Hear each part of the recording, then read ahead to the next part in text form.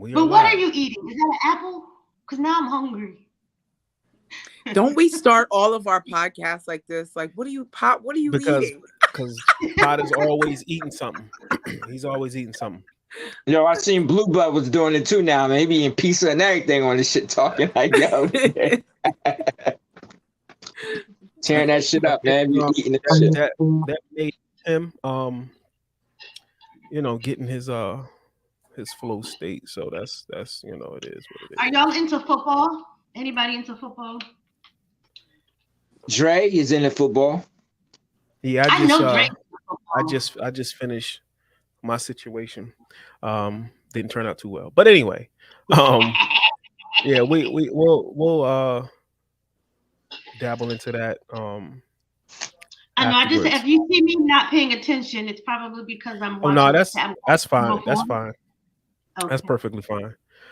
So yeah, we are live. Kim, could you hear us? You there? I can. You know what? Okay. My daughter was calling in. She probably was looking for me, so I had to answer the call, let her know where I was at. All right. Well, we're gonna go ahead and get it started. I'm your brother Mordeeb, as y'all all know by now. I would like to welcome everybody to a POD podcast, Put Out Direct. I am your host, Brother Mordeeb. I would like to welcome the panel today is mostly sisters, and that's for a reason, because we're going to be talking to them about their expectations and their insight on us men in this I guess you would call it a not new but a ever evolving relationship paradigm. And as things change and evolve, we just wanted to know if we still sticking with an old program or we got some new programs going on, and what the deal is on that. I would like to welcome, well, y'all know my co-host, Sister Jay and Lawrence, but I would like to welcome TK Williams, Miss Tasha, and we welcoming Kim back to the show. How y'all doing? All right. Everybody. Well. Everybody in good spirits? Yes. That's what's up. So what we're gonna do, we're gonna go ahead and roll these credits, and then we're gonna hop right into it, because I know people got things to do, and so we're gonna go ahead and do that and keep shoes. You know what I mean? Baby need new shoes, brother. All right.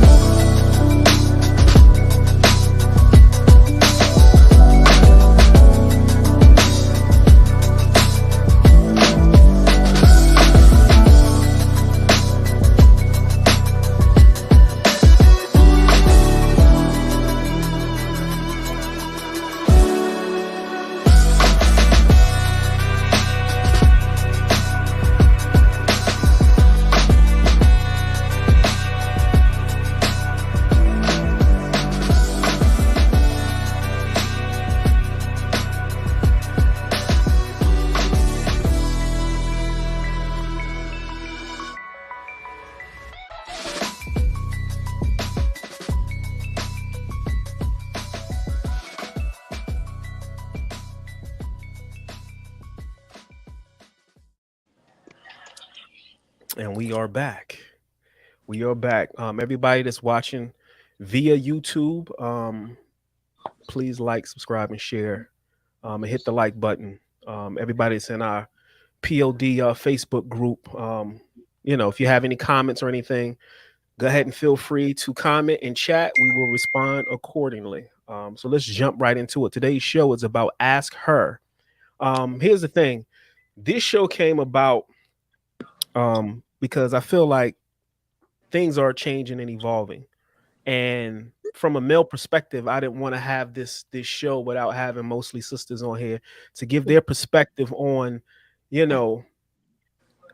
us men. And me and Pot are going to be here to add in our 2 cents here and there. But for the most part, we're getting you women's perspective on things so you could be heard about, and everybody's different. So we're not saying that we got the right way or the answers to everything, but we want to have a building session on free thought to see where the thermometer is when it comes to how we relate, how men and women are relating today as things evolve. Because I feel like you have the other community, the alphabet community, and I always say this in their, I guess, defense. I don't support that lifestyle, but I do support proactivity, being proactive about what you want to do with your life and being unapologetic about it. And I think that's something we need to adopt as a people of color to move forward with our agenda and not be too concerned with, what people think, and trying to fit into somebody else's view of how we need to see ourselves. And the reason why I say that is because when it comes to relationships, I've observed that we are I'm not going to use the term outdated, but we're in a program that seems to be springing a lot of leaks and a lot of leaks that have been there for a while. And we are the only ones who are still trying to fit the star shape into the square shape. You know, the little game we used to play when we were kids. And if the shape did not fit, it wouldn't go in. We're still having the same issues, but we're not entertaining the conversation about what we can do to be proactive about moving forward if we need to do that. So with that being said, to the ladies, and we're going to start with CK and move our way around. My first question is, can a woman have too much masculine energy in a relationship? And if so, why? Honestly, yes. Because it comes from, like you said, a systemic breaking of home where we have to be multitasking in our personality. We have to be the woman and the nigga. We got to be the woman and the struggler, the defender, the provider, because you guys sometimes are absent. So yeah, it Right. can. And then when it comes time to be a feminine woman, it's a difficult transition because she's now in her age where she raised her children, but that's all she knows. So yeah, I agree that there needs to be a softening, but yeah, it's a condition that women have. Absolutely. Right. There is a thing. That is a thing. What about you, Kim? Can a woman have too much masculine? You Yes. said? And when I use the term Much masculine, muscle, mouth. when I Go use the ahead. term masculine, let me clarify. I'm not saying being a man, but there's Mhm. certain actions and things that are masculine in nature. Does that make sense? Okay. So, I mean, there's different aspects of masculinity with women. So my view is I had to put my life into perspective because my father been in my life all my life. Right. You know what I'm saying? So I never had masculine energy. My masculinity, if I had masculine energy towards men, it was because they didn't treat me right. You know what I'm saying? Because I knew how I was supposed to be treated. Right. Right. Because of having a father. Right. So that would be my defense mechanism. Right. Right. You know what I'm saying? Over the years, I think that I had to have some masculine energy because I was a single parent, meaning that I wasn't married to my children's father. Right. Not that he wasn't involved. He was involved. He was around. Right. We weren't married. So when he wasn't around, I had to come out of that softness and be a mother and father because he wasn't there in those particular times. So that's where I had to come out and have a little bit of masculine energy. But it was never, I never had masculine energy when it ever came to dealing and loving a man. Okay. Okay. Makes sense. Right. What about you, Tasha? I would say yes. And kind of like what both the ladies said, but in my situation, I had it like in both. With their dad, he was present, but he's around, but he wasn't around enough where I would have to take on the brunt of, you know, Right. that. But when we were together, there were times where I felt I might have been a little bit more aggressive, I guess. Yes. You know, and I had to take on that form because there was times where I felt like, you know, he didn't step up enough because I grew up with my father in the home. My parents are still together. Right. So I know what it's like to have a dad in home and some of the responsibilities that need to be, you know, taken on and doing certain things and when I felt there were times where I felt like I had to be the, you know, aggressor on Understood. the situation. So yeah. Right. What about you, Jay? I think it's a little bit of what everybody said, but mostly what Curry said, because I didn't even look at it from that point, like, you know, single moms raising kids and having to be like that masculine energy for the kids. But yeah, we do to a degree, like when it comes to that. But what Kim said, as far as like with her man, like I could relate to that, because like, you know, when it comes to dealing with a man, like masculine energy, technically he's the man, so you know. Yeah, so yeah, we do have, to a degree, we do. So it sounds like that what you women are explaining is you had to utilize that form of energy to fill in the gaps and the shortcomings of men, you know, not holding up their end of what their responsibility was. And that's understandable. What about when you don't have to fill in those gaps and he's there? Do you still display a level of masculine energy? No. And if so, what warrants that? Will that be a healthy thing? I do, and I can admit that only because of the aspect of my career. So I have to be a go-getter. I'm up against male Caucasians in my profession, so there's a confidence check constantly. You know that you have to be up to par and you have to be excellent. So I get aggressive and I get hungry, and I am a lioness in the field, and I'm going to overcome.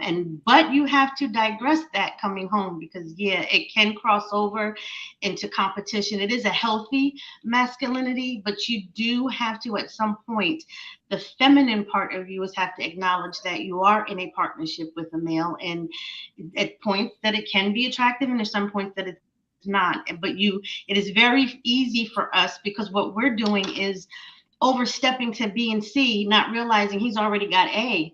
We're just jumping the gun aggressively, trying and not being patient. But part of being a feminine woman is learning how to go back to grandma's reality of relax. Otherwise, you made a bad decision. You should not be with that person. If you can't relax and trust, then you just made the wrong decision. And that's personally me. So yeah, I do see that I have that in me. I'm learning now to not take my career so seriously, but who else gonna pay the bills? Right. So it sounds like you're really, it sounds like you're really, and I get it. It sounds like you're using that form of energy to be able to the enemy, to one, compete in an environment where it may be male dominated, and I get that. So it makes sense. So I completely understand.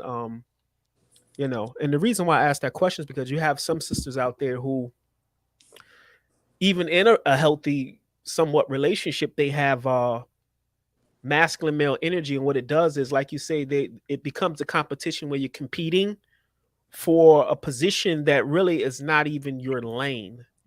Right. Right. You That know. is true. That's correct. And that in itself can cause a lot of disturbances and unhealthy situations. And I will go back and concur with what you said about, having that framework when you talk about grandma and mom and seeing those examples, knowing that if he's doing what he's supposed to do as a man in his lane, there's no reason to cross the street and be all in the way. Right. So yeah. Taking up space. So I get it. I was just saying that the other day. Has anybody ever told you there's a difference between sit down and sat down? And I was always told to sat down. That means an older person was telling me to sit somewhere, but I'd never realized the difference until recently. Sat down, because I had to tell a child, go sat down. And they're like, don't you mean sit down? No, sat down is a big difference. You in the way. There's definitely a big difference. It's hard being a man in this world, Yeah, I mean, it's a hard task, man. You got to live up to a lot of expectations that don't even really matter to some point. I'm just saying, sorry y'all feel that way. That's terrible.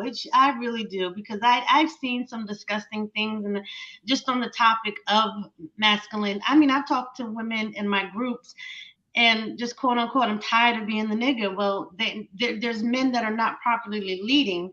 Right. Which again, that means the decision of who you're, excluding your time to. But, I was just thinking about y'all, and I was just like, I was worried about doing my hair, putting on a little makeup, and I've had intimate like Messy Stetsy when you first got on here. I'm sorry. But I've had intimate conversation and friendships with people that I went to school with, so I genuinely love them, and I don't have to give an explanation, and I know that it's mutual. But those are the things you got to think about, that if I'm a younger woman, that's my whole motivation in my makeup to move on this, to get in here and look my best and compete with someone when it's really not, and that's where I think we need to, my passion is why, etiquette, young girl etiquette is very, very important. We lost our way, and we've got to get back to that. Definitely have to get back to that. So is that your analogy? Look at Bob. I'm saying that she get it. That must I got it. Word for the day. No, somebody talked about that earlier. That's all. Go ahead.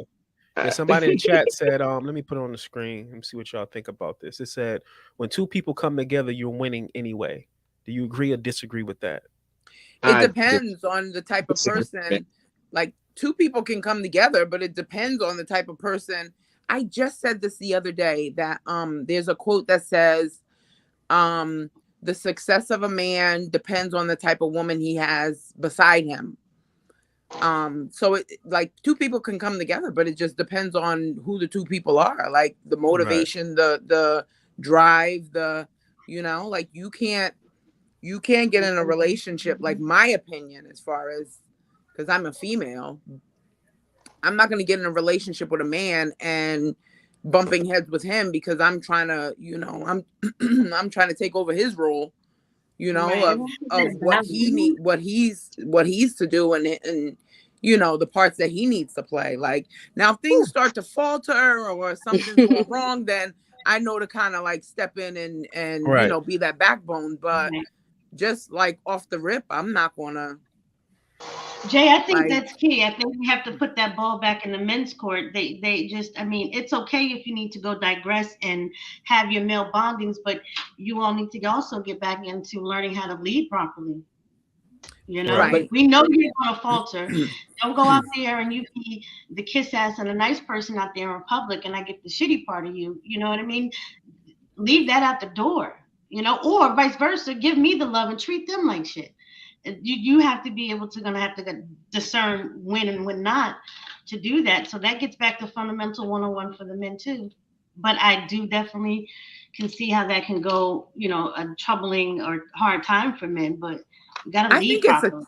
I think it's a challenge. Like, it's a not really a battle. I don't know the word to use, but it's kind of like, the women are so independent now. So it's like, I don't need a man. I could do this myself, or, I could be the man and the woman or whatever. And then the men are kind of like, well, you know, not all men, but like, oh, she got it, or you know, oh, she could take care of it, or you know what I mean. So it's kind of like like where, or some of them just don't have the foundation of, or maybe don't care, but it's just kind of like just it's not. Right. One thing I'm gonna say though, we've all me as a lost our man, way.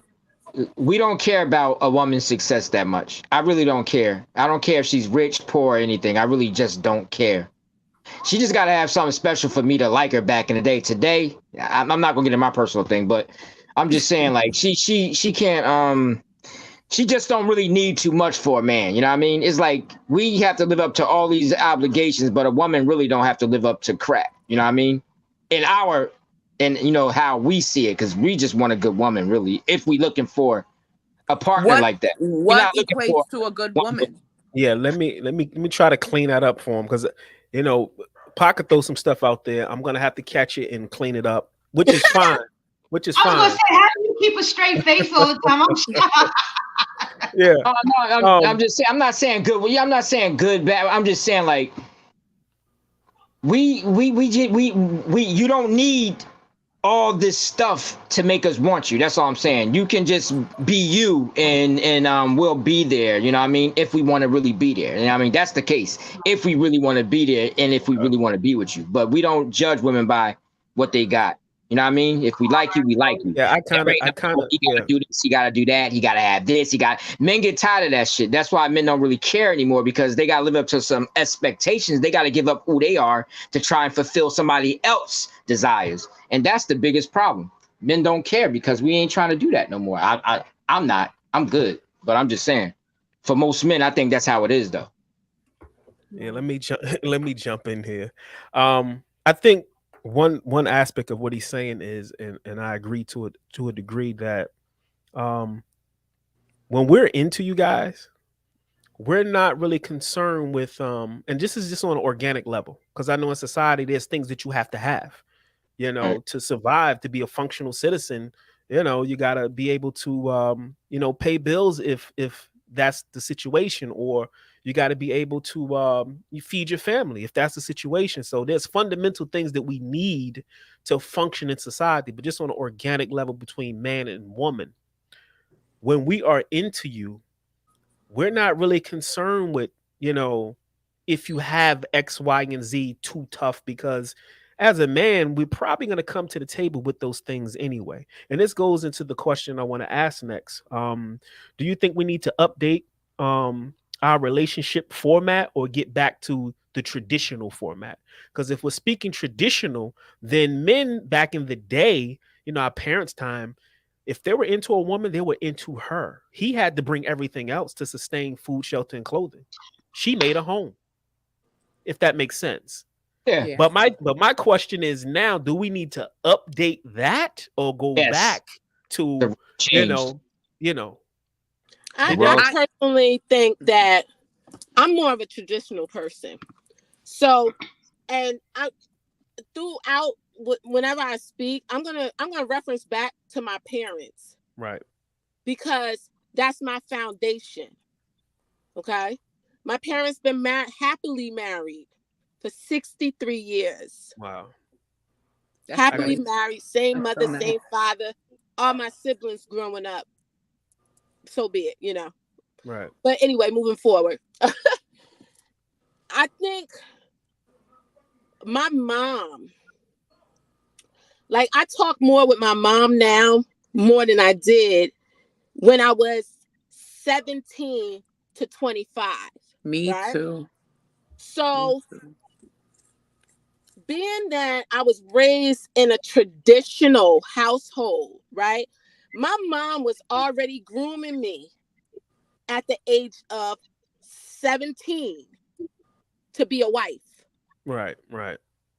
Because she was married already to my father, 20-something, 30-something years. You get what I'm saying? So I think in that era, most of my friends came out of single parent households. True. Okay. So that traditional upbringing that I was being groomed to be a wife, it didn't sit in my head then. You know what I'm saying? Right. I didn't comprehend it. I comprehend it now at 40 something, after I've dealt with failed relationships. Right. I comprehend it now. So I know that as a woman, I know my place. I've always known my place anyway. It was Go the ahead, men, Kim, honey. It was the She's men that saying I was everything. dealing with. It was the men that I was dealing with who didn't have fathers. Right. Makes sense. That didn't teach them. That didn't groom them how to treat me. Right. Because on the opposite side, I had already naturally was submissive. Right. Because of my mother was already grooming me, like I said, to be a wife. You get what I'm saying? So I got a question. that This is not just you, for all y'all. I agree with Kim 100%. So I agree too. No. I'm not saying I don't agree with her. I'm talking about I just got a question. Like, okay, the men that you dealt with, right? When you first met them, where did they how were they financially? Like, where did they stand financially?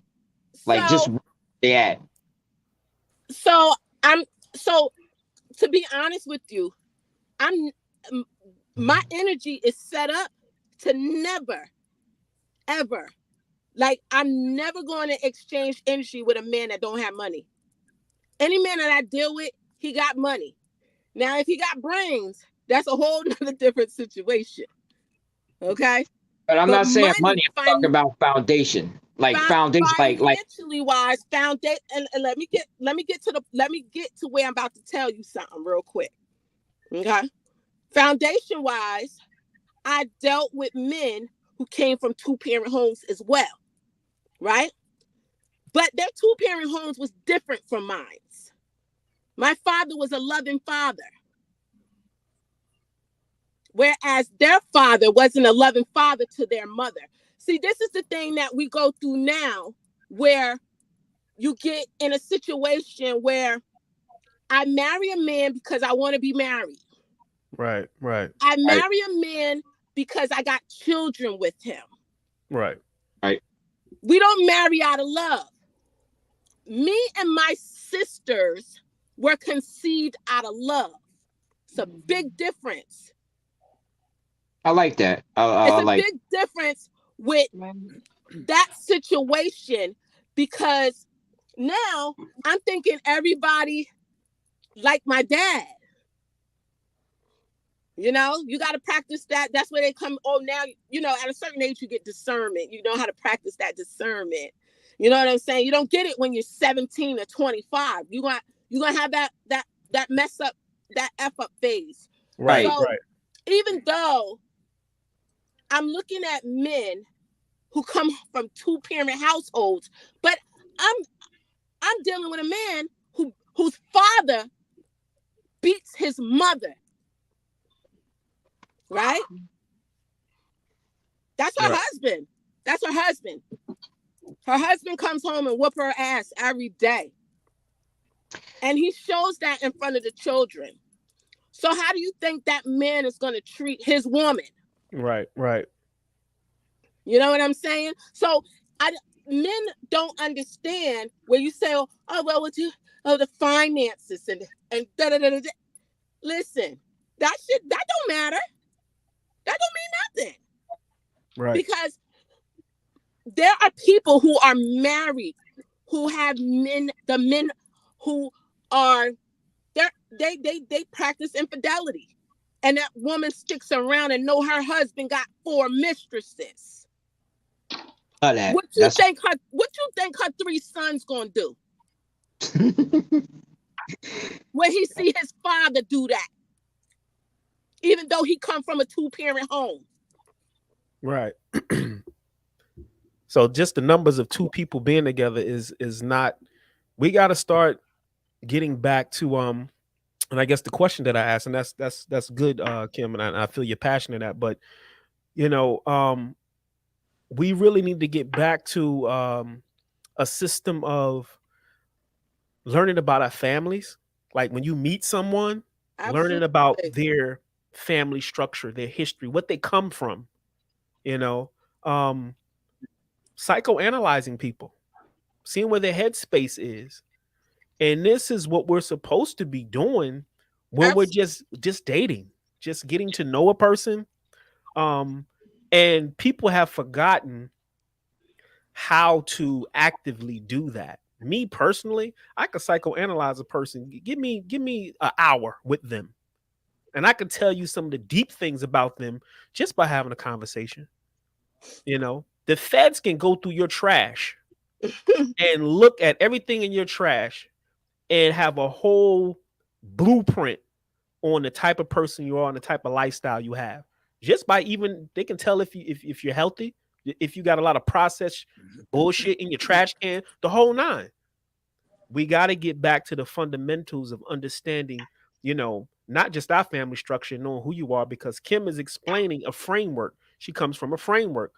Everybody comes from a framework. Doesn't mean if that framework is good for a relationship, but we all got a framework we're going to pull from. Not everybody was meant for that either, though. So, you know, some people live differently and they try to force themselves to be what they tell you you're supposed to be. And I think that's the big issue too. Like, you're trying to be something that you're not designed to be. You get yourself caught up in a world of trouble when you do that. And I think a lot of people do that because they're trying to fit this image before they actually want to know who they are. Like, it's like they're holding back on who they are to be something else. And I think that's a reason why a lot of things fail too, because with some people, they don't really ever want to get married. Some people really don't, you know what I mean? But they do it because they feel like they're doing the right thing. And that's the problem. That's the problem with marriage and all that stuff. Well, you know, so I'm just putting my... Go ahead. I'm sorry. I didn't mean to cut you off.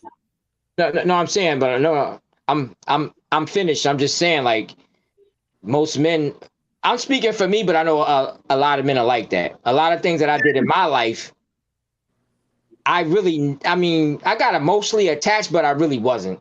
I was fighting two sides of me. One side, no, I don't want to be bothered. You know what I mean? Then the other side, but this is what you're supposed to do. And you try and follow that. And it's chaos because you're not really designed to do it. You're not that person. And then you're judged. Oh, he's a piece of shit. He's not this, that. But that's your fault because you put yourself in a situation, you know what I mean, that you didn't belong in. And I think that goes for women and men, not just men, but women and men. Like, it's like people think they're in love or want to be with somebody forever just because they had a good time, or, you know, everything is going glory when they first meet, and then it just becomes chaos. But most of the time, some people are designed to be by themselves and just be recreational in life and not be tied down with a family and all that. People are designed differently mentally, to me. That's a free will thing. And to bounce back to what you were saying about how the foundation, like how you have to, it's basically called vetting. Right. So back in the day, and my mom used to say this, and like I said, my mom, when I was born, my mother was 40. My mother's 83. Okay, and I'm 45. So imagine back in high school, my parents was in their 50s and retired. So I'm different. Wow. My close friends knew, but if you wasn't my friend and you were looking on the outside, you probably thought I was just some little hood booger running through the hood, you know, the area, something. You know what I'm saying? But what I'm saying is, my mom was so wise at a young age that I couldn't process the information that she was giving me because I was young. So my mom used to tell me what her great-grandmother would do. Mind you, my great-grandmother died when I was in high school. She was 106. So imagine someone at 15, 16 could talk to a 106-year-old woman. You know what I'm saying? I was blessed. That's such a blessing. I was just saying that in my head. Like, I said it like 5 times. I didn't even know it because I kind of wanted to fit in with everybody else, you know? But at the end of the day, like, my mother would tell me that they had a serious vetting process back then in those days. Yeah. They had a vetting, and that the man had to come and ask the family if he could even take her on a date. Yeah. I like that though. And then at some point where the grandmother or whoever, the aunt or whoever was the matriarch in the family, right, would ask, who are your people? Right. Who are your people? What's their last name? Yep. And if it was one bad thing about your family, you weren't dating my daughter. Right. Period. Right. So if you was an alcoholic, your uncle was an alcoholic, he was a drunk, you weren't dating my daughter. What about they smoke weed? The same thing, right? I don't know if they smoked weed back then. No. It was more so moonshine. Moonshine. Moonshine. So if your uncle was accused of raping someone in the family, you wasn't dating my daughter. True. Because the elders knew. Because they talked amongst each other, and it was ordered to keep the bloodline pure. Right. Yeah. Because mental shit is everything. Because you can taint a bloodline by dealing with somebody who got a third cousin that's crazy. Well, I guess this is our version of church, and Kim is the preacher. Yeah, man. Honey, but no, listen, she no, that's right. That's I had to that whole men, because I've had failed relationships. You know what I'm saying? I'm not happy about dealing. I mean, I was in a relationship for 17 years, and I don't think nobody knew because I never posted him. right. Well, you wouldn't even know that I was in a relationship for 17 years. I thought you was a bad girl and back in the day. I could have been married 3 times and refused the marriage. But it was because I was more so, I guess that called you get complacent where, you know, somebody got money and they can take care of you. That's how it starts too. You know what I'm saying? And then as you start to think more, you be like, oh shoot, that ain't what I'm looking for. You know what I'm saying? So then you realize, and it happens. And like you said, Patty, there are people who are not cut out for marriage. There are some people who maybe are meant to just date for the rest of their lives. Right. This is true. So yeah, just to add on to what she said, you know, to the question I asked, you know, do we need to upgrade based on everything that's going on, or do we need to get back to a traditional format? And this is all in respect to all the challenges that we're having right now. We can't get back, right? Yes, we is can. transforming into a demon right now. You know, people ways so far from that, you know, money took over, man. You know, money is God now here, man. Money is religion here. Money is everything here now, man. That took away respect and everything else, man. Like, you really can't go back. You got to adapt and try to make a format with this type of situation now. You know what I mean? I don't think we can go back to traditional. That's too real. That's how I feel. It's too real for a fake world. Y'all hear that? Yeah. That's you farting in the background. Who farting, man? I don't know what that is. Sound like static or something. It does sound like static, like a buzzing. I don't know what that is. Let me see something. It stopped. That must have been Kim. She was having some static. But nah, go ahead. Sorry. What'd you say? Go ahead. Because I know you had your hand up. Me? Or Yeah. You can go ahead. So to piggyback off of what Kim said, she had some very good points, because that basically goes into also culture and how we're raised. Right. And my culture being different, that is definitely, you know, train of a woman comes from the womb. And there's certain aspects of men having a certain cloth of courting. Courting courtship doesn't happen. That whole phase is gone. So I would like to say that I would like to see us, those of us that are conscious of enough to know that we need to keep the traditional foundation. But as we evolve and grow, yes, we need to deal with the situations that are new, because we're not going to be stuck. We don't want to be a stuck people. We want to continually value the new situations and operate accordingly. That's the only way you make that gate stronger. So you still have to stick to the foundation. That's the whole reason why our ancestors are pissed the hell off, because we just out here running amok and we just forgetting all about our whole history. And even it's not even about history, it's about the history of structure of family, period. But you know what happened, right? We lost important people in our families, and all tradition dies when the older people die. I can't swallow that. That's just like denouncing who you. No. Hold up. This is what I'm saying. Like most families, right? Like you know, we was talking about tradition. When families fade away, usually there's people that hold those families together, like a Big Mama's, you know, something like that for, like, you know, Thanksgiving. Like there is no Thanksgiving if Big Mama died, you know what I mean? Stuff like that. That's what I'm trying to explain. Like, and I know a couple of people like that, like when a person died that held the family together and have all these events. Once that person passed, all of that passed too, you know what I mean? So I think that can be a part of what's going on today too. Is like you lose tradition when you lose your elders. You know what I mean? That's what I'm trying to say. So elders deceased. I get that. That I could see. But then that's where, what are we going to do? Are we going to take responsibility or complain that that person's gone? Pick up the shoes and wear it. Walk in the authority. Yeah, that's what we got to do. Somebody, but most people is passed.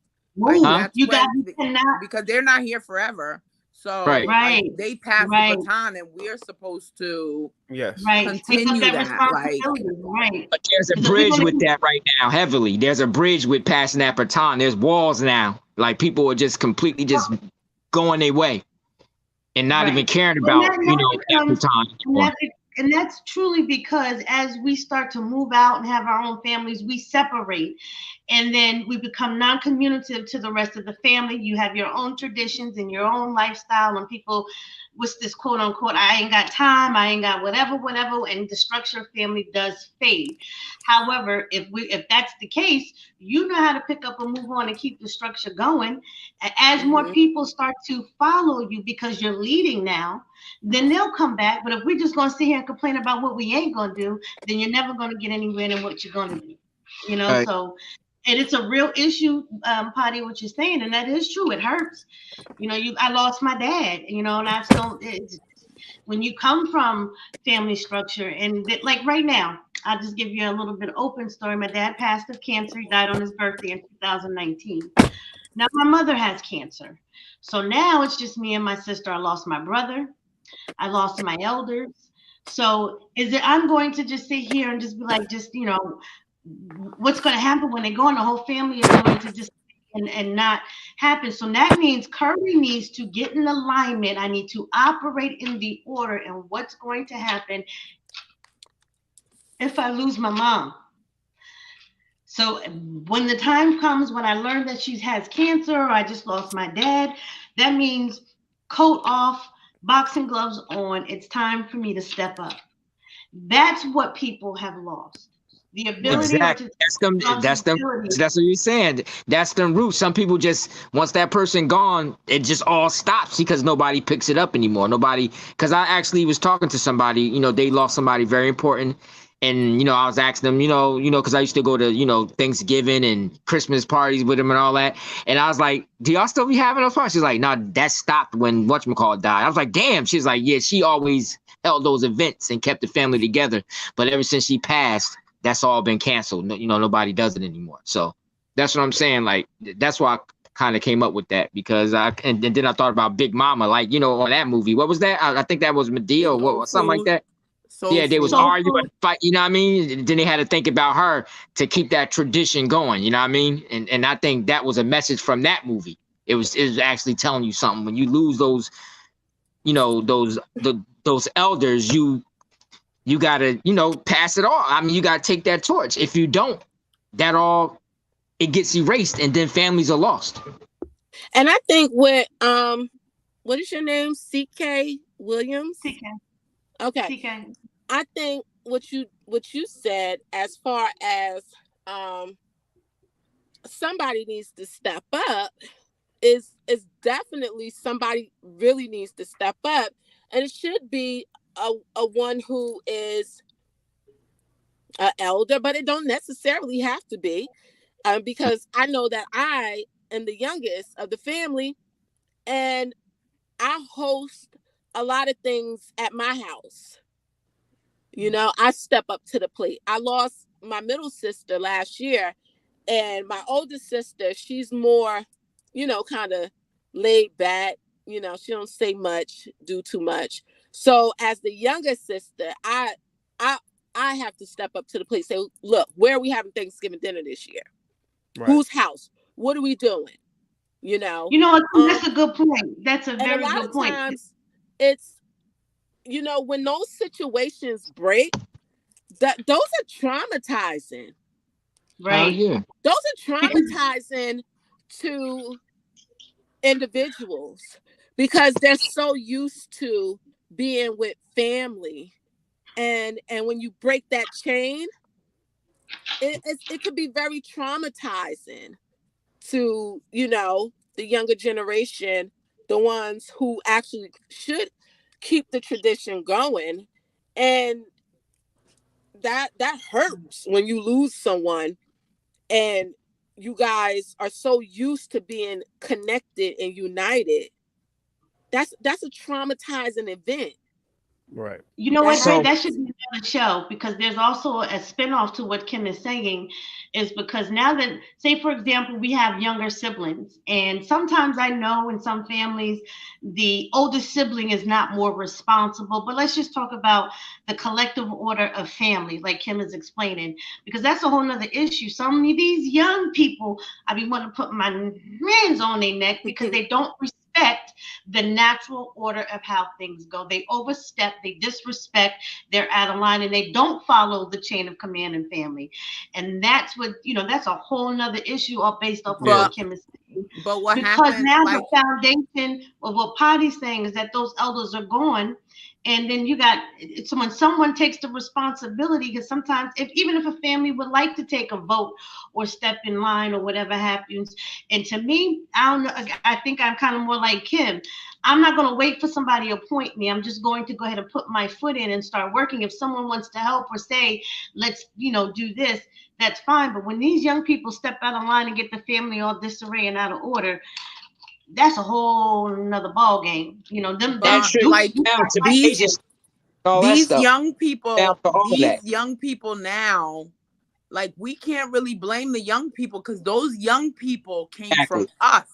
Right. Exactly. Like, they came from us, like our generation. You know what I'm saying? And now they are having children. You know what I'm saying? So it's like, because I think like Big Mama and having grandparents and all of those people like that instilled like certain value. I think we were the last generation for that. Like, I really think that, we were the last to actually have like, oh, I'm at my grandma's house, or like, because grandma now is, about 40, 20 years old, whatever have you.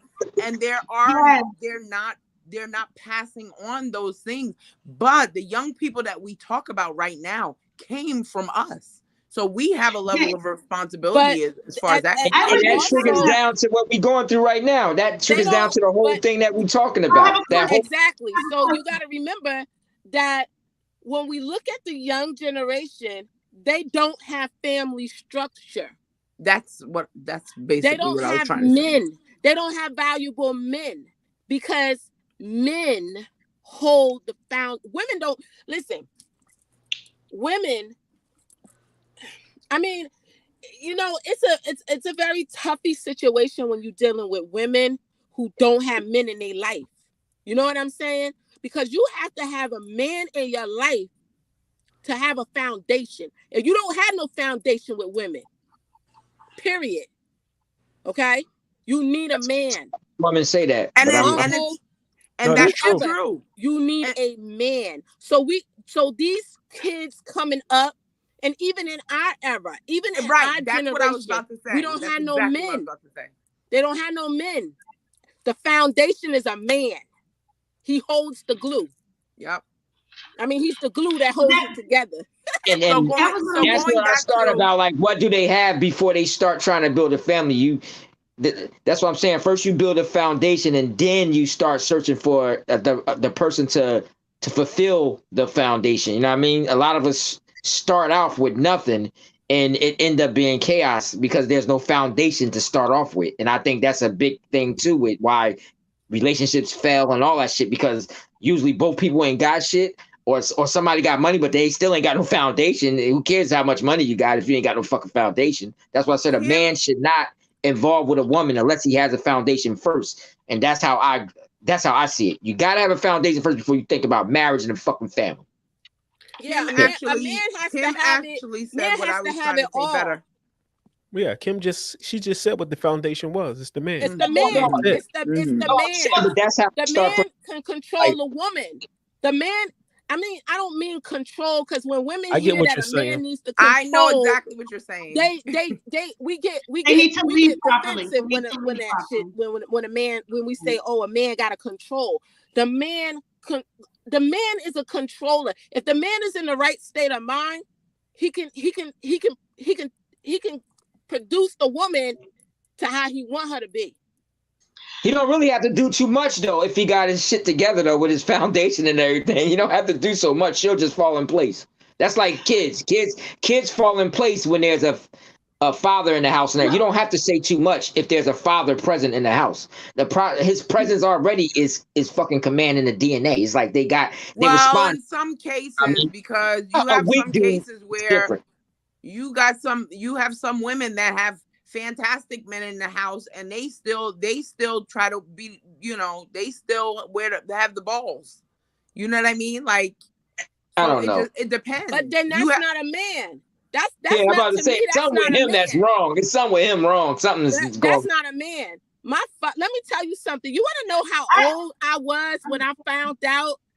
I found out my mother never cooked. Damn. I was 40 years old. My sister called me. She was living with my parents, my sister that passed away, because my sister was out in the streets for like 30 years, like she lived a real rugged, crazy life. So she was with my mom, and she said, your mom, she don't do shit. What you mean? She said, your mother don't do nothing in this house. She don't cook, she don't clean, she don't do nothing. Damn. And my sister could have been high. My sister could have been high saying that, because when you high, you speak a sober mind. Right. Right? Mm-hmm. I said, I don't understand. Mommy did everything. She said, no, she don't. Your father cook every night. My dad cook every night? You lying. My dad clean the dishes. He clean the house. My dad control that whole situation. My mother worked part-time. That's a hard spot right there, boy. He was in control. He taught my mother how to cook. He taught us how to cook. My father wore the pants. He was the foundation of everything. We probably wouldn't know how to survive without my father. And that's real talk. Like in Kim, more and more I hear her talk. Damn. Let me tell you something. I'm sorry, but those are things that I was ashamed of growing up. And that's the immaturity in us. Like that immaturity, yeah, that's ashamed of, because we thought that other people had the better life. Right. That's foundation is important. I have another question. Definitely important. I had a question too, if you don't mind. Go ahead, Dre, because I think Jay and Kim touched on it, because as we, like you said, Jay, we were the product of producing some of these kids that don't have the respect of natural order. But then that just goes into something that I had to ask, because I responsibility on the man, because it is also the woman's responsibility. We cannot keep pushing all of that responsibility, because when I noticed today, and this was a question, now when you have a grandma, right, your mother, or our mother, Kim, your mother, and you have your children, that's grandma, right? And then your mother, whether she's living or not, that would be Nana. Am I right on that? And what I've been seeing is that these young women, and because then if they're coming from us, then women were lacking in our responsibility, because I'm seeing women omit the whole grandma and calling themselves Nana. But what are you going to call your mom? You understand what I'm saying? So we have a responsibility now. It's either a catch-22. Do we correct that, or we get cussed out, or do we just, try to handle it? It's the situation of where just even listening back and forth and having that conversation, maybe even to just find out why they're doing it. It's just, that's where we will be a muck. Because it's not just muscle foundation. If it's foundation, we're going to put the responsibility of foundation on the man, then the woman needs to go ahead and correct the levels of the foundation. She needs to be the glue of the foundation. And that's what I think Kim was explaining. And also Jay, when Jay said that they're a product of us, well, then we have to start realizing the product that we're building is failing us, and we need to correct it. It definitely is, and Kim kind of touched on what I was trying to say, and I didn't say it, like I didn't articulate it properly. Also, a lot of us, like they came from us, this younger generation with their disrespect and how they are and whatever have you. They came from us, but a lot of us, like what Kim was saying, that she was raised with two parents in the house. I was raised with two parents in the house too. But a lot of other people only had one, one parent. You know what I'm saying? Right.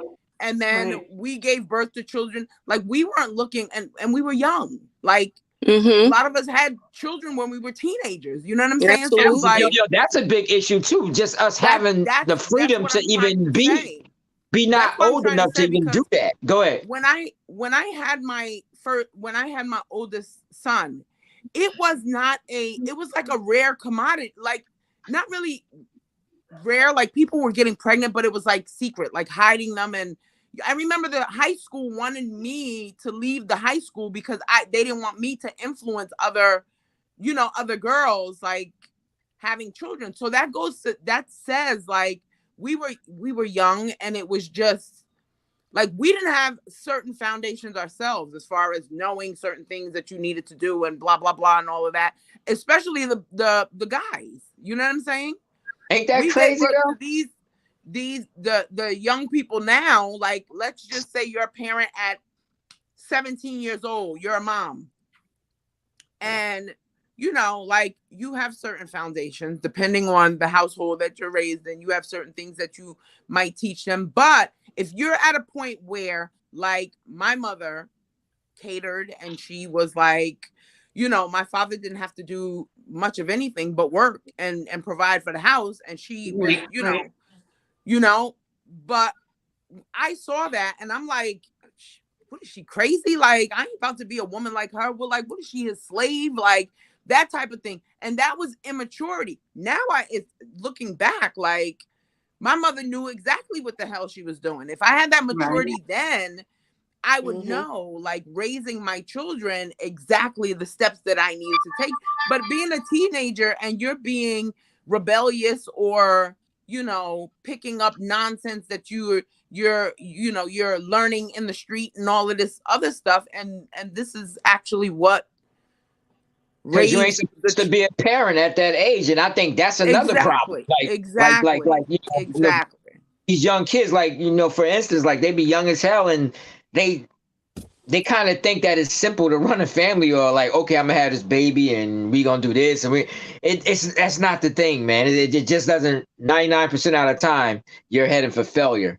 You know what I mean? Because you can't be a teenager trying to start a life. Both of y'all niggas ain't even got fucking working papers and shit. Absolutely. And talking about you about to have all this shit. That's the first breakdown, trying to have a foundation. You don't even have one. It's crazy, but I understand what you're saying. You know how many A lot times of I say I wish I knew then what I know now. Like I would have taught my kids so much more. Like gave them a better understanding of certain things. I teach them now, but you know, like foundation, like you know, when you Sex, know better, man. you do better. Technically, Man, sex, man. We got too much freedom. We can have sex whenever we want. That's a big issue. Like when you're too young, you're just too damn young to be playing a grown-up's game. You know, young minds playing grown-up games, man, fantasizing and shit. And you know what? That brings it back to Joanne, what I was saying earlier. How I was saying that. I run belly like every day. What happened? I didn't hear. Y'all both was at the same time. Sorry. You know, I was saying today, I was like, I'm glad she chose to stay in school because she was one of the cutest pregnant women I saw, and I used to rub her belly all the time when we were in high school. Who? Jay. Jay was so cute. Oh, Joanne? Yes. Joanne was a grown-ass woman in school. I thought she was too old to be. But I really wasn't. I might have came off that way, but I really, really wasn't. I was so immature and stupid. Like, just like immature and just stupid. She was scared, but she held on strong and she was adamant. Like you said, she chose to stick it out with her peers. Yeah. She sure did. So that was a good I'm stubborn. They wanted to move me, but I think that what you guys are saying, I think that's the first part with teenagers, and I think we need to work on like the freedom of teenagers just having sex like that and having babies and stuff. That's I think that's a whole nother ball game. Yeah. I know, but it just breaks down to all of it though. It's all like levels to the shit that where we at right now. It's levels to that shit. Kim, you know what I mean? were saying something. No, I was just saying that goes back to me saying that I mean, I know your family, or I knew your other side of the family before I knew you. Right. Because I lived down the street from your cousins. Right. One of them was standing on the one corner going to school, and I was standing on the other corner. So I kind of know the family structure. You know what I'm saying? Exactly. So that goes back to me saying that we were being groomed by our mothers already to be wives. Right. But we weren't able to process it. Maturity. At that age. So every time I go down, because had we did that, we would have, and don't, I'm not trying to judge, because now as a mother, single mother, because I'm not married to my children's father, even though their father is in their life and has always been in their life, we co-parent, but raising my daughters, I try not to be judgmental. You know what I'm saying? Right. And back then, our parents probably were a little judgmental. Because they knew. They knew the type of friends we were bringing to the house wasn't no good for us. Right? They knew that. Because more so our parents was trying to steer us in the direction of education, which we know is a fraud now. Right. We know that's a fraud now, because a woman with too much education, a man don't really want her because she know too much. You know what I'm saying? But our parents they didn't think, they thought they were a little kind of confused too, because they thought that education was the key and that would get us to get the right husband. We would get married and be better, way better than they were. Right. And it flipped shit on us, you know? Yeah. Yeah. It flipped shit on a lot of people, on a lot of women. Exactly. Because a lot of educated women are single. A lot of them. More than yeah. Bachelor's degree. They single. They don't got no man. Yeah. Right. Facts. So the next question I wanted to ask, moving right along, how important is being submissive, in a relationship from a woman's perspective? People hear that word and get terrified, or all of a sudden it's like because I was one of those people. Like, submit to what? Like, but it's very important. Very. I think it's very important. Like, and I don't think, like, being submissive, I don't think it's even a thing. Like, when you're in a relation, like, it just comes naturally, like, where, you know, I don't even want to say your place as a woman and what the man is supposed, like, your place, because it sounds like I'm, you know, but you, like, you know, like, your position, like, you know what I'm saying? When naturally, I think it comes naturally for women. Naturally like, submit. It should come naturally for women. Right. If a man is leading properly and you feel safe and you feel protected, we naturally submit. Now, we also even naturally submit to the wrong men off base, off rip, until we see that. But it's not just necessarily that we're the only one. I'm not going to say this, but I will put it out there. It's going to be a whole nother subject. But men submit to us as well. Right. Yeah, I'm about to say that too. They do. The power that we silently have, and I'll never abuse that, but I just have to put that out there, that if you're not submitting and leading properly, that's probably why more than less that we're not submitting the way you want. But you know what? Submission is not selective. Like, you know, it's not selective. Like, you know, if you're with somebody and you decide to be with a person, like, naturally you allow that man to be a man, or allow that person to lead and do, you know, you step in when you need to step in. But I mean, that doesn't mean, like, lay down and be a dog man, you know, like, or, you know, don't stand up for yourself. If you, like, you guys are going back and forth and argue, just shut up and, you know, take it. No, but, like, there's no select, like, I think we've all been submissive to the wrong person, you know what I'm saying? But it's not, so it's, to me, it's not selective. Like, if I'm in something and I decide, like, yes, we're gonna be in a relationship, and, you know, we're gonna, you know, or we decide that, then yeah, there's a level of submission. We do have the submission rule kind of a little bit out of whack. Because women are supposed to be submissive to all men, 100%. No pick and choose relationship or not. We are supposed to be submissive to men, period. Whether it's an intimate basis or not, there's a realm of respect that we give them. And that's where I think I had a problem too with being submissive. I thought the same thing as Jay said, getting married. Like, I'm not doing that. Even though I knew in the back of my head I was wrong, I just verbally could not stomach to say certain things or do certain things. That was that male masculinity thing in me, like, not happening. Sorry, Captain.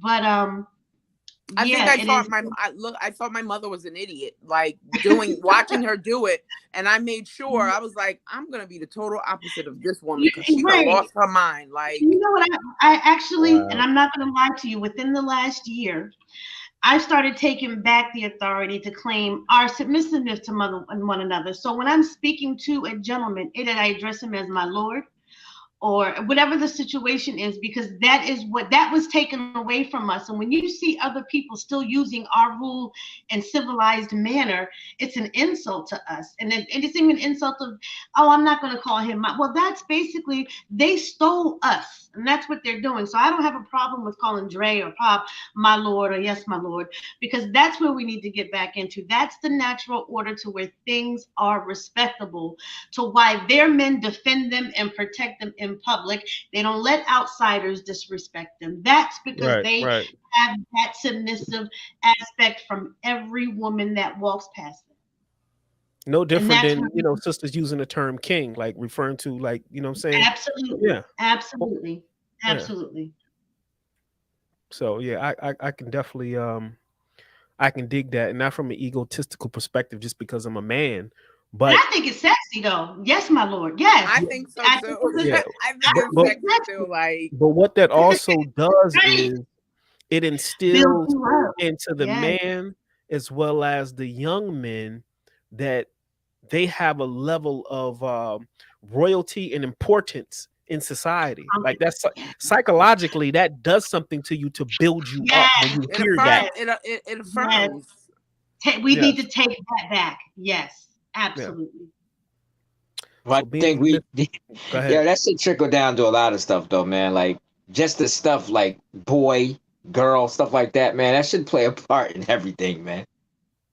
They just play a part in everything. Just the labels on you play a part, a psychological part in your life. Like you said, if you call somebody even like something more powerful, they'll kind of stand on that more and not be something, we downgrade us ourselves.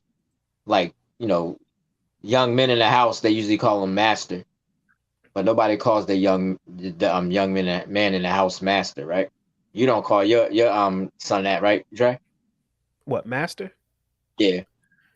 No. But when we look at movies, entertainment, and you look at, let's just say going back, they use a lot of phrases and terms that we don't get all feeling and crunched up about it when we're watching on television, when they use terms like my lord or sire or any type of royal attribute that you want to give to a person. We don't trip about that when we're watching on TV, but when it comes to us in real time, it seems like it's unattainable. Yeah, we feel weird and all of that, and that's something that we really need to get past. And we're kind of working on that in our own organic way, because the universe has a way of changing things. So we use the term king a lot now, or queen, or these attributes. You can't tell my grandson he's not a king, because all the time he's rotten, but yeah, king. And that's a good thing, because like Poppy said, you're building up that confidence. We're taking that back. We need to do that. Absolutely. Right. The next question I wanted to ask was how important is it, for a woman to be spiritually or culturally sound in a home for protection reasons? Y'all already know me. Y'all already know. I think it's really important. Why? Because the woman, ultimately, she's it. She's the if you have children or your husband or whatever the case is, he's sick, you need to be able to take care of that. If there's some weird energy going on, you need to be able to take care of that. Like I think it's very important. I mean, for both parties, but I think the woman is like we're the mothers. So I think that's an us thing. That comes from the men are the actual physical protectors. We are the spiritual and mental protectors. You're in alignment with that process, then, because you're actually defending a power over your mate or partner or whatever that situation is. And to be honest with you, men, that Dre goes back into saying, when you watch certain things or cultures, in my culture, my dad would make the ultimate decision, but he spoke with his wife first. Right. And if she was along with it, then he'll proceed. But even if she did disagree, he's going to try to handle the decision within the realms of what she wants, because she held power. Right. Because even if he didn't make the right decision, he tried to. You understand what I'm saying? But ultimately, his prize was to try to please. But now she respected him. If it couldn't happen, it couldn't happen. But he went to her first. He comes to her. He doesn't go to his male counterparts. He went to her. Right. The ultimate decision was her. That's like growing. Oh, I'm sorry, Dre. No, go ahead. Go ahead. I got it. Like in me growing up in the household, like it would be like, that's how it was with my parents. They had to discuss certain things first, and then they came to whatever decision. And then there were times where it's like, go ask your mother, go ask your father, go ask your right. mother. You know what I mean? Like, yeah. And I was a daddy's girl. I abused that. I did. I ain't even gonna lie. I abused it. Yeah. I abused it. And one of the reasons why I asked, how important it is for the woman to have that spiritual or cultural fortitude in a home is because, just like growing up, like some people in my family growing up, when being Christian, my grandmother would bless things like olive oil, and she will rub it on you. Yeah. And my grandma too. That was a form of protection leaving the home. to make sure you were straight, along with prayer and all that other stuff. But I think it's highly important, in my opinion, for a woman to be spiritually and culturally sound going forward, because you guys have the ability to see sometimes what we can't see or what we won't see. So therefore, you offer up a level of protection going out into this world. Speak. But you got a lot of women who either are not taught that, don't know that, or know it, don't practice it, or in a phase of just seeking and moving into it. But I think going forward, just to be proactive about our personal households, because I mean, me personally, I'm for my people, but I understand that I'm not here to save my people. You know, I'm here to be a part of change that could be one atom, a part of the whole that can affect the whole. But I have to do my part within my own personal universe first. You know, people want to come and, you know, save us from this, that, and the third. And it's like, no, you have to start with self first, master that universe, and then be the example of how you're going to infect everything else.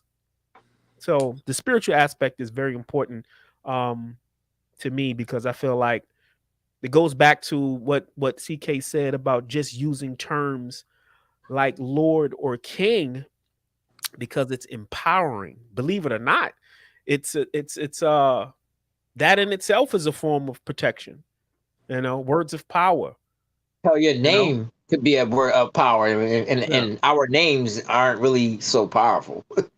You know, I think with Dre, I like what you're saying, because that's where my passion comes in. I'm not here to save my people, but I'm definitely here to teach my people. Right. And you guys know me, always through high school, I was always open to any questions about my culture or things. But what is different is that there was a couple of us in high school, but there were very few, which was disappointing, that didn't claim that we were Black. And I've always said, I'm Black. You know, I had to prove I was Black, but I'm Black. I'm Black. Right. But just that experience of learning, because there's things that I wanted to be honest, there was things that I needed to learn. I needed to learn and see my identity in a different realm of coming from an all-white high. I needed to see you all. You know, I might have went in going scared, but I came out like a blooming flower. You know what I mean? And that was part of my culture. And that was something where I was either apprehensive to share, afraid, or whatever it was. But there were few, like you and a couple, that would come and ask me the weirdest questions. But that was something I appreciated, because you saw me. You know, that made me feel good. Right. So my last question, just to kind of wrap this up, and we've been I like to say what's up to everybody in the chat, especially Pablo Chalk and everybody else. I think I got some family in the chat. Now keep in mind, I can see everybody's comments, but a lot of people don't have a name or a face by their comment, but I do see everybody's comments. So I appreciate you guys sending in your comments and your questions. So give thanks to this that. was absolutely fun. Thank you for inviting me. No doubt. I kind of move with just, my inner being feeling. So when I gravitate towards a person, and it's weird because we haven't had a conversation in years, but it's one of them things that I can feel, and I can be like, you know what? I need that person. I need that person. Yeah. That's because you was my hacho. You used to make fun of me, but you was I had your back. I remember y'all days. Dave Pugh said, "What's up, everybody?" Hi, Dave. Hey, David. Yeah. Last question I got. Yeah. Dave goes back in the neighborhood. The last question I got for y'all sisters is sexual compatibility a must? And if so, why? I see y'all face. I'm looking at Kim and I'm looking at Jay. I think we all think the same thing, but that is something that. Go ahead. Y'all got the floor. Sexual compatibility is more than just sex. It's not even about the sex. Right. We are introverts, meaning that we receive you all. So the compatibility is the whole aura, spiritual connection, to be able to have sex, Because if it ain't hitting, you're not getting in it. It's just that simple, you know. And so it's more than just the kind of term. I don't like sexual compatibility, but I do prefer, like, you know, spirit compatibility, because I don't know how to have sex without feeling. And if I'm having sex more than one time, eventually my feelings are going to be involved. Right. So I just never agreed with that. I never gravitated to that type of thing. But it's definitely more so a mental. You know. Come on. I'm sorry, everybody. I'm moving around. I promised Dre that I would definitely do the show. So I came from a football situation at my sister's house where they had the TVs outside and they was frying fish and everything. I was sitting in the car doing the. Oh, that's why I was sorry. Okay. And now I drove home, so I'm sorry about like the. No, don't be sorry, because you sure gave it to us a little while ago. But the thing with sexual compatibility. And before you answer, the reason why I didn't format it in Dre format, I wanted to keep it basic for the listeners, because, you know, I can add a lot of layers to sexual activity when it comes to just your aura feel, the exchange of energy, things attaching, we can get really deep with this, but I kept it basic for the sake of people who just gonna hear it and be like, okay. Right. Yeah. Right. Because, you know, man, you could be in a traumatic accident and nothing. But yeah. I'm different when it comes to because I indulge heavy in occult. Right. Same here. And wait, what'd she say? I love the occult. That I'm a walking crystal, I guess. Yeah. Same here. That's a whole nother situation. But and from my last time we had the podcast before about the spiritual and you know our beliefs. Mine isn't just something that came about from internet. Right. Mine was family based. Yeah. Right. But I think with it's a connect. You gotta have a most of my experiences. Not that I have many experiences. Let's make that clear. But let's go. More so, are you ending? No, I'm gonna mute my microphone. Okay. I'm listening. So most of it is dealing with connection on a different note. Right. Like anybody I dealt with, I had a connection with them. It was never sexual anyway. Right. It's the connection made that experience just a little bit better. You know? Right, exactly. Right. Because when you are dealing in sexual, and had I known this many years ago, many years ago, I would have been quite careful of who I shared that type of energy with. Right. Yeah. You know what I'm saying? Because it's the amount of energy that you exchange. Because what did they say? They say like every person that a woman sleeps with, she entraps that person to her DNA. Right. Yep. True. You know what I'm saying? So that whole sexual thing is, I'm very mindful now.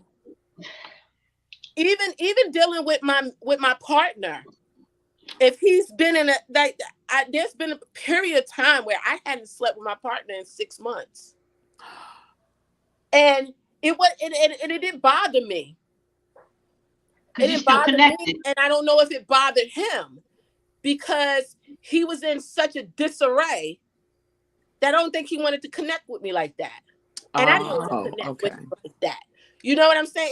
It was just like, it was like happening so fast, like we was in the Matrix or something like that. So, you know, he was in his going through whatever he was going through, He wasn't in a peaceful state. Because to me, when you exchange sexual energy, you have to be in a very balanced state.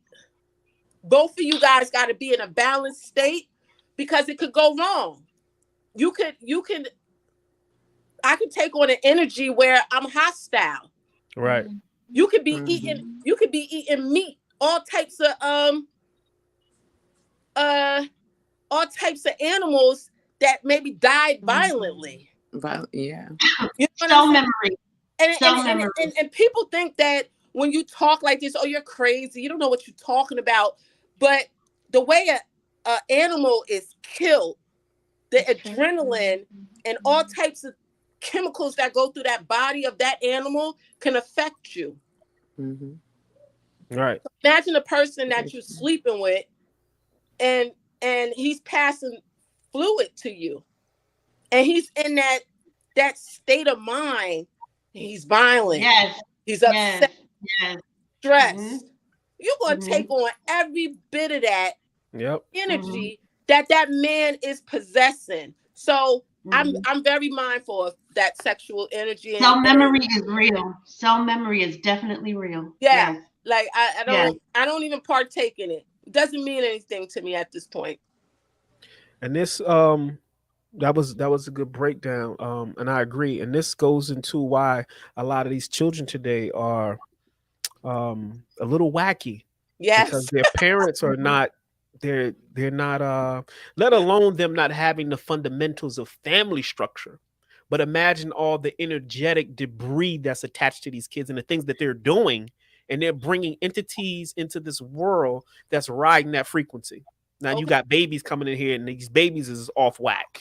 It's very real.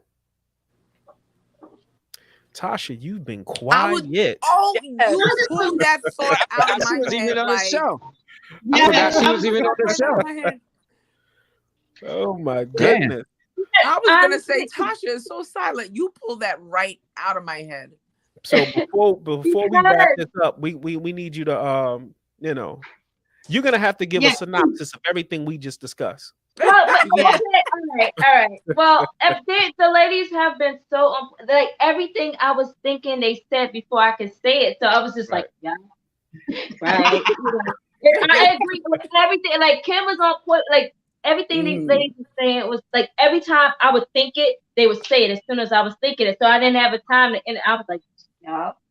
I was just sitting back. But I mean, for me, if I was to condense it into one thing, I think the key word, and Penn said it, is balance, right?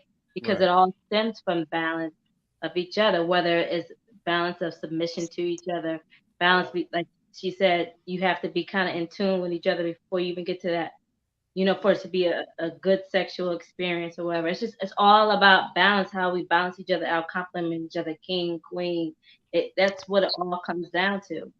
The balance of it, because there is an exchange of energy, in the relationship. There is an exchange of energy, not just physical when you're intimate, but even mentally when you're talking to that person, or just being around them, or Right. Yeah, you guys are on fire. I was sitting here watching. I should have been off the show. Kim was on fire. No, it was. You guys are like on point. Like I said, every time that I thought of something, you guys already said it. So it wasn't much for me to say.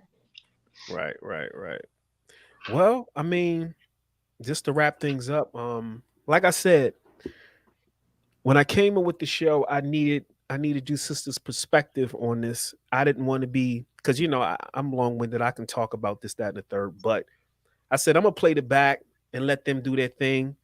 And that's exactly what I wanted to do. I want y'all to pretty much, air it out on, your experiences and where you guys are in this whole journey. And I appreciate everybody actually showing up. Kim. I'm busy. Yeah, I feel you. And definitely, when we do the last installment of the Urban Spiritual Journey, I'm gonna need you guys, okay? Because the last installment will be part 3, and I'm not doing any more segments on that. And that particular chapter is very important because we touched on a lot of things spiritually and culturally that I feel is the backdrop to, you know, what we're dealing with now.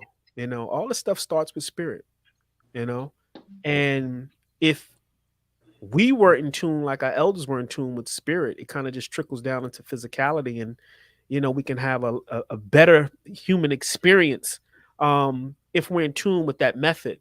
But a lot of us are not tapped in spiritually. We don't even know how to hear, you know, what's coming from the ethers, you know, let alone feeling what's coming from the ethers. So we have to be told through those quote unquote elders that are tapped in, because they're getting the information coming from the unseen, and it comes down to them and they partake it to us and we follow suit. So now there's a change of the guard. Now these elders are switching out, and now we have to take their position. You know, I'm not here to save the world. I'm here to master my universe and be an example, because what I do is going to have a ripple effect. And that's my advice to everyone: to master your universe, be the example, be the change that you want to see. And you know, we make our footprint, we make our mark, you know, and then stories are told about us at some point, you know. And when our personal stories are told, we want our stories to be told like we honor and revere those ancestors that came before us. That's the light that I want to be spoke upon, you know, when they speak about me. But you got to do the work to have that. It's not just given. So is there anything else anybody want to say before we get out of here? April said what's up to everybody. April from high school. Hey, April. Yeah. So hey, Boo-Tang. Yeah. The chat was bumping. So I appreciate everybody showing up. And yeah. CK came through. And, I almost didn't, because I've not been feeling. I was sick the last 2 days. I almost didn't, but I can't. I like, no, I'm not gonna do it. I'm not gonna call out. Are you feeling better now? Call out. Well, what I did was I'm not a vegan. I'm pescatarian, so I got into wanting some comfort food, and I made some chicken curry soup and some stews, and I shocked my system a little bit, so it was not well. Did not sit well, did not come out well, it just threw me off track. And once you decide to not enter some, you know, just unless it's organic, unless it's 100% organic or in moderation, I just went in and went, oh, it's fall season, let me go turn on the stove, and wasn't a good idea. I mean, one extreme leads to another. But I eat curry every day. You know that curry goes on everything. Yes, that's what's up. Which is healthy. The turmeric that's in curry, you know, we can have a whole discussion about that. I put it on my face, my hair. I put it everywhere. Yeah, it's very therapeutic. But yeah, guys, we're gonna go ahead and shut this down. I'm your brother Mordeeb. This is another POD podcast. Please like, subscribe, and share. And I appreciate everybody. I'm just in a state of gratitude. So we're gonna give thanks and we're gonna get out of here. And until the next time, peace.